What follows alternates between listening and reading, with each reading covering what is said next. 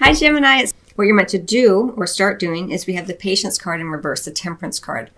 So what you're meant to do is work on understanding when you are trying to force things to meld or to work when they don't, right? You've got to understand that sometimes, again, you're looking for a peaceful resolution to something.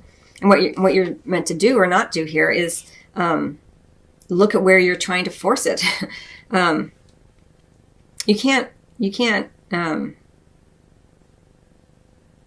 squeeze blood from a turnip. You know the expression, like it just, you got to understand that here. There has to be some sort of compromise in some ways. And the Patience card here in reverse is you're meant to look at where that's not working in your life, where either you or someone else is trying to force someone to be something they're not, or you're trying to force a situation to be something that it's not. Remember, you're trying to resolve something peacefully, and force is not peaceful. And then we have what you're meant to do or not, or what you're meant to stop doing or not do. We have the Call. Very interesting in terms of what you're meant to not do or stop doing. I don't think it's that you're meant to not listen to the call, heed the call. It feels more to me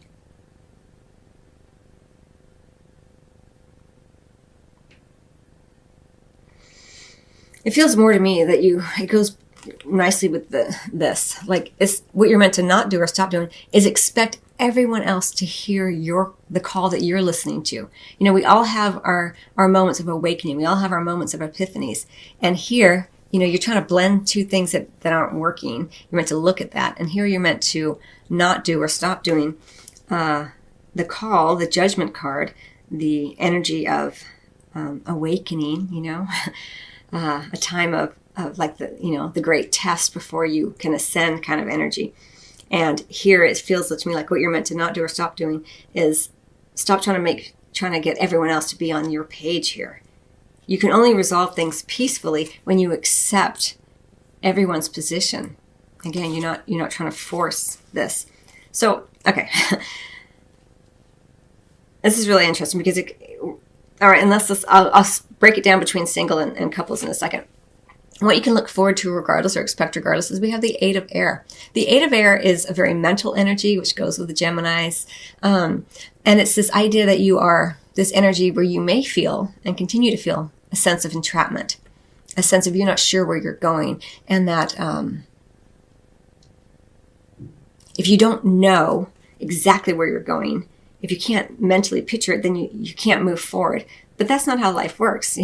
Life works like sometimes you can have a plan, but plans are made to be broken. And with the Eight of Air, it's like you feel kind of trapped there. And again, it's very mental energy. And the only obstacles in your way of moving forward towards a peaceful resolution to whatever it is that may be bothering you, because something is, or your partner, whatever obstacles are in your own mind.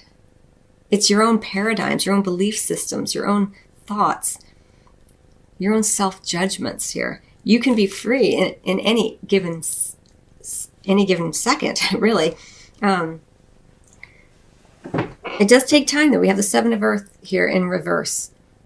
The Seven of Earth in reverse does speak to, weights being over, but sometimes it does speak to trying to rush things. Again, you're trying to force things. There's this energy of force here, which is kind of interesting. And again, you can't be peaceful and forceful at the same time. In love, let's say, right here and now. And things are improving. Your health is improving. You're getting stronger. Your relationships are getting stronger. You're resolving things more peacefully. It's really, really nice. But there are, two major arcana cards here, and they're both pretty strong energies to deal with. So be gentle and kind with yourself. Find the peace within your own heart. If you are feeling trapped as you move forward, or you're not sure where you're going, you're feeling anxiety, it's okay to ask for help, of course, but also ask yourself in each and every moment that you're feeling, oh my God, I'm so trapped, I can't get out of this. You say, okay, well, how can I feel free in this moment? Bring it back to the moment, because your ego will take you down that long, dark tunnel of I'm trapped. But you can ask yourself, okay, am I open to feeling a sense of freedom in this moment? Or where can I tap into freedom in this moment? Where can I experience? Where can I recognize where I am free in this moment in other ways, perhaps? Again, this is all mental, so it's fairly easy to turn around once you can get, understand that your mind, your ego is running the show, and you can come back to your heart, and say, where do I feel free already in this moment? Where am I free in many areas of my life?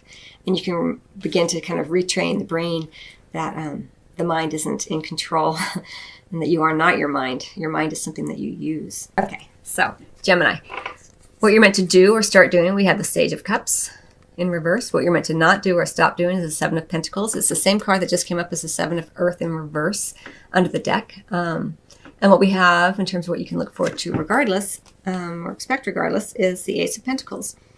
Well, I want to speak to the Seven of Pentacles already because it came up in the last deck, the last spread. So the Seven of Pentacles here, in terms of what you're meant to not do or stop doing, speaks again to what I already said. Don't try to rush things. The Seven of Pentacles in reverse does speak to this idea of things getting spoiled, trying to rush through things.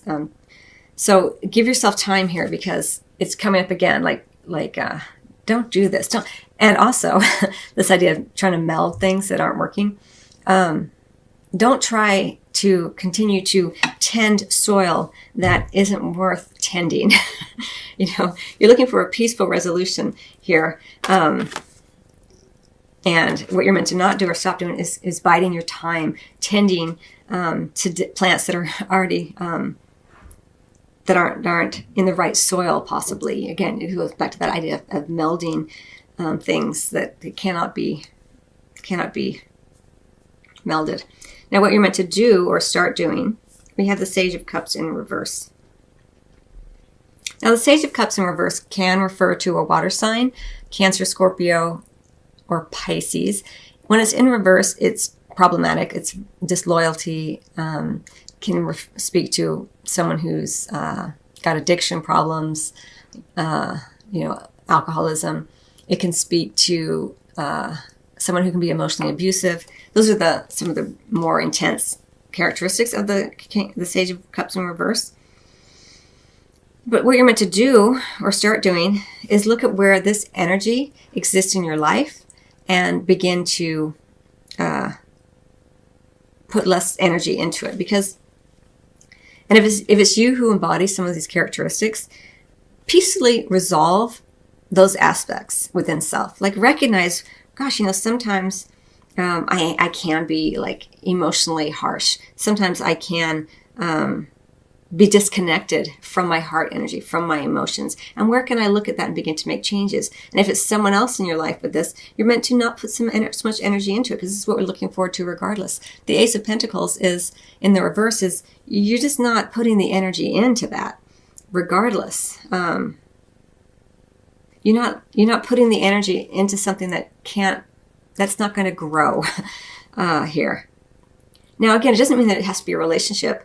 But in terms of the bedroom, you're not wanting something that's insincere, where you are getting your physical needs met, but your emotional needs are wanting, your intellectual needs. You're a Gemini, you have a very brilliant, active mind. And maybe your body is being taken care of, but your mind is unhappy, and that creates some emotional distance, and possibly you may even take it out emotionally on someone else because you're not connected to what makes you happy, right? And this could be someone else in your life. But what I really like to see about this, again, we have things are improving under the deck. We have the peaceful resolution, which speaks beautifully with the Four of Wands here. A happy time, a celebration here. So things are improving. You may even have an opportunity to go to a social event with and meet someone there, and it feels fun. It feels a little frivolous maybe, and it feels makes you feel happy again. So it's an opportunity for some of you who are single. Now, for those of you who are coupled, it may be that the two of you resolve your differences peacefully, and you do go to some parties and things like that. And you kind of put to bed this kind of energy of emotional manipulation, this kind of thing. You recognize it more, whether it's you doing that or someone else. And you're like, I'm not going to sit with that. I'm not going to keep putting energy into that here. It goes regardless of whether you're single or coupled. You can identify the energies in your own life. And that's really what these readings are designed to do, to help you recognize how these energies play out in your own unique set of circumstances, so that you can create the changes that you're wanting consciously, and create greater self-mastery throughout your entire incarnation, which is, something that we all, I think, can benefit from.